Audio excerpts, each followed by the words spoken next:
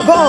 Tu n'es pas seul, tiens bon. L'Éternel te sortira de cette situation. L'Éternel te sortira de cette situation.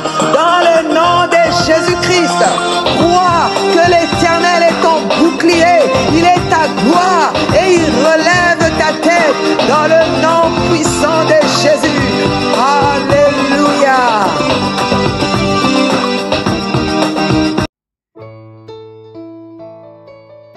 Allô tout le monde, shalom, shalom, shalom, mon nom est Sandrine CC. Si c'est votre première fois dans la chaîne Lift Me Up Ministry, nous vous souhaitons la bienvenue dans le nom de Jésus-Christ. Si ce n'est pas votre première fois, bienvenue encore, peu importe ce que vous traversez, mais souvenez-vous que le désir de Dieu, premièrement, nous prions que la paix de notre Seigneur Jésus-Christ soit avec vous. Mais souvenez-vous que le désir de Dieu est de vous relever et de vous emmener à une dimension plus élevée. Avant d'aller dans la parole de Dieu, nous allons prier. Alléluia. Alléluia. Merci Jésus. Merci Seigneur. Merci Jésus. Merci Jésus. Peu importe ce que vous traversez, Jésus est là. Jésus est là. Seigneur Jésus, je te dis merci. Alléluia. Saint-Esprit des dieux, merci pour ta présence. Merci pour ta présence. Merci pour ta présence. Alléluia. Alléluia. Père éternel, nous te disons merci, nous te bénissons parce qu'il n'y a point de Dieu comme toi. Tu es digne d'être béni, tu es digne d'être élevé. Encore une fois de plus, nous te bénissons, Saint-Esprit, pour ta présence. Nous te bénissons d'être au milieu de nous encore en ce jour. Merci pour ta fidélité, parce que tu vas changer l'histoire d'une personne, parce que tu vas transformer une personne. Oh, je te bénis, Saint-Esprit. Peux-tu révéler la gloire et la puissance de Dieu en ce moment? Alléluia. Saint-Esprit, je prie que ce ne soit pas mon désir, mais que ce soit ton désir de le faire comme tu aimes tellement le faire, le désir de le faire, de le toucher comme tu aimes bien le toucher. Je te bénis pour la vie d'une personne qui sera changée en ce jour. Dans le nom puissant de Jésus-Christ, nous avons ainsi prié. Amen, amen, amen. C'est toujours un plaisir, un honneur pour nous de nous retrouver dans cette chaîne Lift Me Up Ministry. Nous bénissons vraiment Dieu pour vous, vous qui nous joignez et vous qui êtes fidèles dans cette chaîne. Nous bénissons Dieu pour ce qu'il est en train de faire pour vous et nous lui rendons toute la gloire. Aujourd'hui, nous avons un thème assez particulier que nous allons étudier ensemble. Je suis déjà dans la joie parce que je sais que ça va bénir une personne, que Dieu soit béni. Le thème d'aujourd'hui est « Garde le silence et reste calme ». Tu peux le dire, garder le silence et rester calme. Garder le silence et rester calme est une parole d'encouragement pour quelqu'un qui traverse une période assez difficile à cause des accusations fausses créées à son égard, avec comme conséquence le déséquilibre dans la vie, la perte de confiance en Dieu et en lui-même. J'ai deux buts que j'aimerais attacher vraiment à ce message. Le premier but est d'encourager quelqu'un qui fait face aux accusations erronées, qui a de l'espoir pour vous. Si vous êtes ici et que vous nous écoutez en ce moment et que vous êtes en train de traverser des accusations, des mensonges, en ce moment, s'il vous plaît, ne changez pas de chaîne. Ce message est vraiment pour vous, cette vidéo est pour vous. Si nous ne sommes pas là aussi pour vous condamner pour une personne qui utilise des mensonges, nous ne sommes pas pour le mensonge, mais nous sommes là juste pour vous avertir de la part des dieux qu'il y a toujours un prix à payer lorsque nous commettons ce genre d'erreur en accusant d'autres personnes faussement. Amen, amen, amen. Si vous êtes là et que vous faites des choses pareilles, ce message est aussi pour vous. Nous allons lire quelques versets bibliques qui vont nous emmener dans ce voyage. Nous allons commencer par Exode chapitre 14 à 14. un verset biblique très simple que nous allons découvrir ensemble pour ceux qui ne le connaissent pas encore. L'Éternel combattra pour vous et vous gardez le silence. J'aime bien le dire par la foi. L'Éternel combattra pour vous. Et vous, qu'est-ce que vous allez faire? Vous allez juste garder le silence. Le deuxième mot, nous allons lire dans Nombre chapitre 32, verset 23. Mais si, je lis dans la version Louis II, si vous ne faites pas ainsi, vous péchez contre l'Éternel et sachez que votre péché vous atteindra. Tout d'abord, j'aimerais le dire, premièrement, il n'est pas facile de garder le silence et de rester calme lorsque nous faisons face à des accusations externes fausses qui sont contre nous. Humainement parlant, nous avons la tendance de réagir et de nous justifier ou encore de nous exprimer. Nous voulons vraiment nous faire comprendre. J'aimerais dire à quelqu'un aujourd'hui que je te comprends. Nous te comprenons dans ce ministère Lift Me Up Ministry. Vous êtes peut-être en colère et vous vous posez des questions, vous vous interrogez, qu'ai-je fait de mal et qu'est-ce qui ne va pas chez eux, chez toutes ces personnes qui racontent des mauvaises choses sur moi qui ne sont pas du tout vraies. J'aimerais qu'on le sache aujourd'hui, qu'il est très important de garder le silence et de rester calme. Pourquoi est-il important de rester calme lorsqu'on est accusé à tort? C'est l'une des décisions les plus importantes à prendre face à l'adversité, face aux fausses accusations. Gardez le silence et restez calme. Il démontre aussi notre maturité, tant spirituelle que physique. Garder le silence et rester calme nous aide à rester concentrés et à se maîtriser, à contrôler nos émotions. Elle aide aussi à nous abandonner à l'autorité des dieux. Garder le silence ne signifie pas que nous n'écoutons pas. Garder le silence et rester calme signifie que nous fermons nos oreilles à toutes les portes de distraction, les bruits qui nous entourent et qui nous empêchent d'avancer. Garder le silence est aussi un moment dans lequel le Saint-Esprit des dieux nous parle au travers de nous et par nous.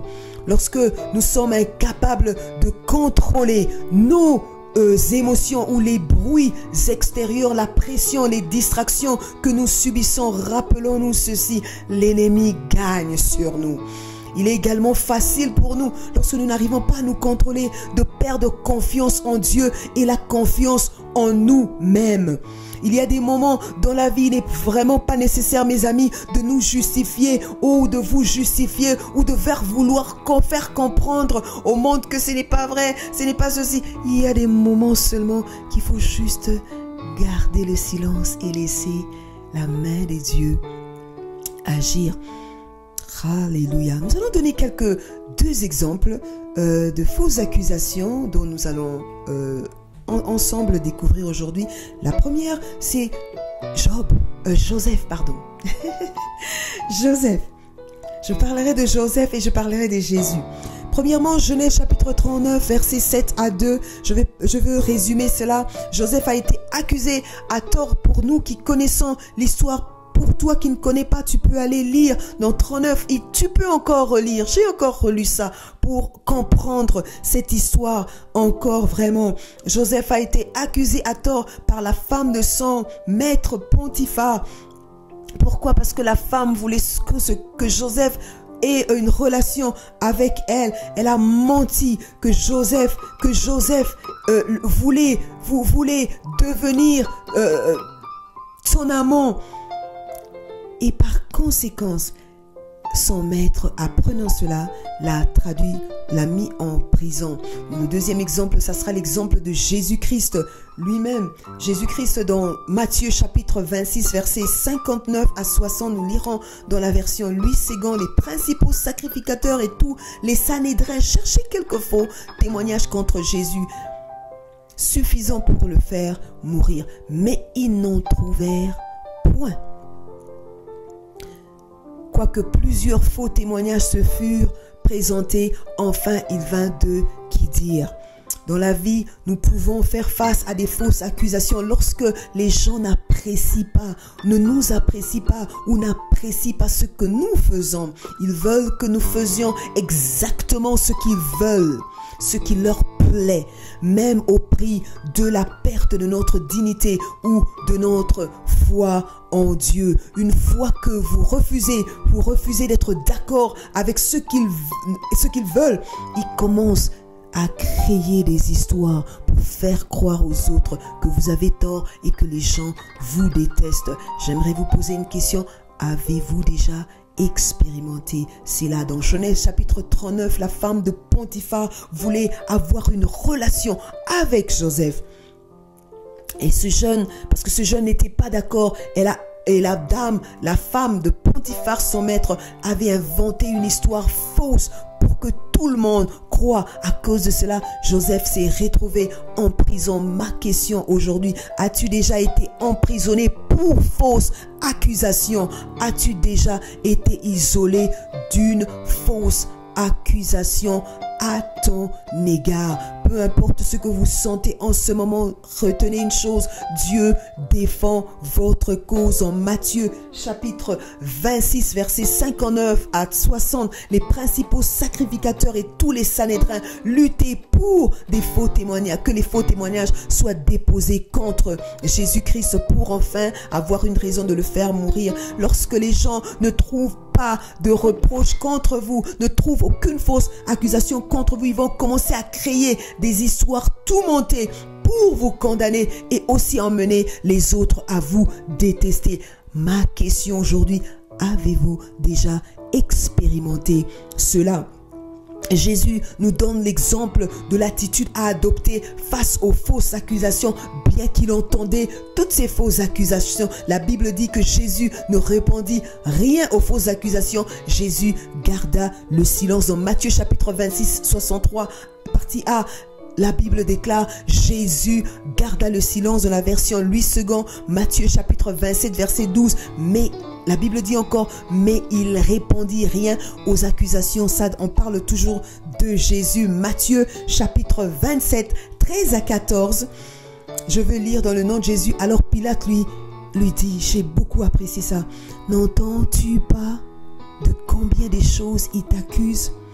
Et Jésus ne lui donna de réponse sur aucune parole, ce qui étonna beaucoup le gouverneur. Lorsque vous gardez le silence et vous gardez votre calme, vous allez étonner plusieurs. Ma question est de savoir, avez-vous déjà raconté des mensonges sur quelqu'un ou avez-vous été déjà victime des fausses accusations contre vous?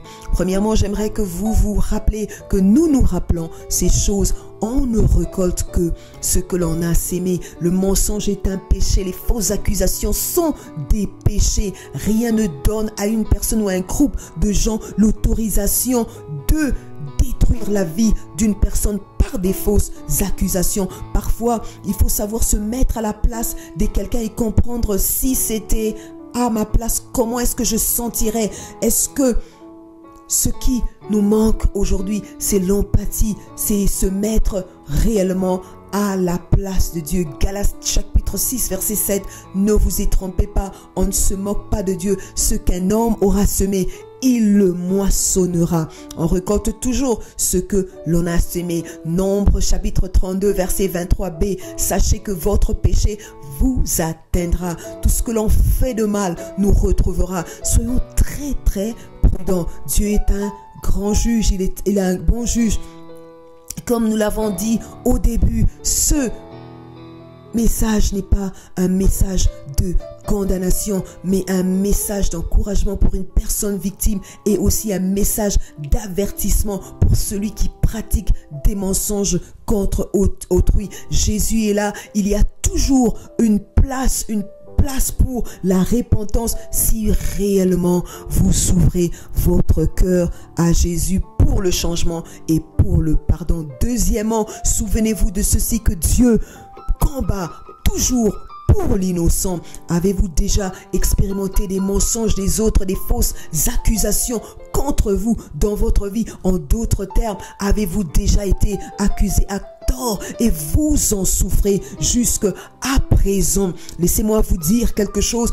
J'ai une bonne nouvelle pour vous. Vous n'êtes pas seul, ni abandonné, ni délaissé. Dans Deutéronome chapitre 20, verset 4, car l'Éternel, votre Dieu, marche avec vous pour combattre vos ennemis, pour vous sauver. Même si le monde est plein de distractions et de bruit qui peuvent vous empêcher, nous empêcher d'avancer, Dieu veut que nous fixons nos regards à lui et que nous lui faisons entièrement et totalement confiance. Dans le livre d'Exode chapitre 14 verset 14, l'Éternel combattra pour vous et vous garderez le silence.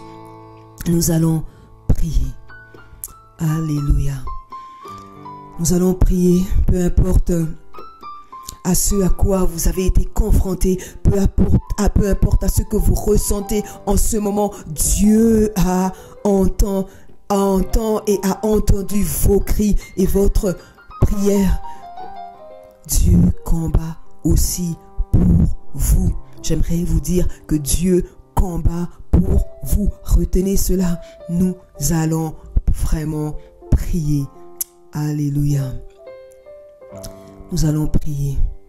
Nous allons prier pour vous et nous allons prier avec vous, peu importe ce que vous êtes confrontés maintenant, peu importe ce que vous ressentez, nous allons prier. Nous allons prier pour cette personne qui traverse. Alléluia. Père Céleste, je te remercie, je te bénis pour ta parole, car je sais que ta parole ne sort jamais en vain sans accomplir le but dans lequel tu l'as envoyé. Je sais qu'il y a un but à atteindre en ce moment. Je sais qu'il y a une personne qui sera changée. Je sais qu'il y a une personne qui sera transformée dans le nom de Jésus. Nous prions pour toute personne qui a été accusée à tort et qui souffre jusqu'à présent. Nous prions pour toute personne qui s'est renfermée à cause de la honte des fausses accusations. Nous prions pour une personne qui décide maintenant de se repentir pour avoir détruit la vie d'une personne. Nous prions dans le nom de Jésus. Le Saint-Esprit est là. Le Saint-Esprit est là. Nous prions pour une personne qui a le cœur brisé, qui se culpabilise d'avoir été victime de mensonges et de fausses accusations. Oh Seigneur, toi le réparateur de brèches, viens réparer, viens guérir un cœur, viens guérir une famille, viens guérir un frère, viens guérir une sœur, viens guérir. Nous proclamons la liberté pour ceux qui souffrent dans l'isolement à cause d'une telle décision. Donne-leur la force dans le nom puissant de Jésus. Ma prière encore, aide-les à garder le silence et à rester calme, même au milieu de l'adversité, mais plutôt en te faisant confiance, car tu es le Dieu qui combat pour eux des combats visibles et des combats invisibles. Nous te prions dans le nom puissant de Jésus-Christ. Amen, amen, amen. Si vous êtes là et que vous n'avez jamais reçu le Seigneur Jésus-Christ dans votre cœur, mais vous faites face à des accusations fausses contre vous, vous faites face, ou bien vous avez été cette personne qui a détruit la vie de plusieurs par des fausses accusations, Jésus est là. Jésus est là, il ouvre cette porte de la repentance pour vous. Jésus est là pour vous guérir de cette blessure. Jésus est là, si et seulement si vous lui ouvrez la porte et vous lui dites: Jésus, je t'accepte comme mon Seigneur et Sauveur. Nous allons faire cette prière. Vous allez faire cette prière après moi. Seigneur Jésus, je reconnais que je suis rien sans toi. J'ai conduit ma vie seul. Maintenant, je voudrais t'accepter dans ma vie comme mon Seigneur et mon Maître personnel dès maintenant et à jamais. Dans le nom de Jésus, pardonne-moi toutes mes fautes, lave-moi par ton sang, dans le nom puissant de Jésus-Christ. Remplis-moi de ton amour, mais remplis-moi aussi de ta paix. Seigneur, merci. Merci pour toutes les vies que tu es en train de changer maintenant. Merci pour cette personne qui reçoit ta parole, qui te reçoit, Jésus. Nous te bénissons dans le nom de Jésus-Christ. Si vous avez fait cette prière, bienvenue dans la famille des enfants de Dieu. Nous sommes contents pour vous et nous bénissons Dieu. Nous sommes arrivés à la fin de notre de notre message aujourd'hui. Si vous avez fait cette prière, bienvenue comme je l'ai dit. Nous sommes arrivés à la fin de notre message. Si vous avez été béni, ne gardez pas ce message pour vous. Bénissez une autre personne. Lift Me Up Ministry est un ministère qui est en train de faire passer le bâton. Vous avez été béni, vous partagez à une autre personne pour qu'une autre personne aussi soit relevée. Que nous soyons tous une nation, que nous soyons tous des gens qui sont relevés par Dieu. Dans le nom de Jésus-Christ, nous vous aimons très fort et nous bénissons Dieu pour vous qui nous envoyez vos témoignages. Nous bénissons le Seigneur pour tout ce qu'il est en train de faire dans votre vie. Nous sommes contents pour les guérisons, nous sommes contents pour les vies changées, nous sommes contents pour ce que Dieu est en train de relever dans votre vie et nous lui donnons toute la gloire. Que Dieu soit béni. Nous allons faire cette déclaration avant de nous séparer. Alléluia. L'Éternel, c'est l'Éternel qui vous relève. Il est votre bouclier, votre gloire. Il est celui qui va relever votre tête devant tout le monde, devant les nations. Dans le nom de Jésus-Christ, gardez silence et il va combattre pour vous. Nous le déclarons dans le nom de Jésus-Christ. Amen, amen, amen. Que Dieu vous bénisse. Nous allons encore nous retrouver la prochaine fois. Nous vous aimons fort. Dans notre chaîne Lift Me Up Ministry. Que Dieu vous bénisse. Shalom. Bye.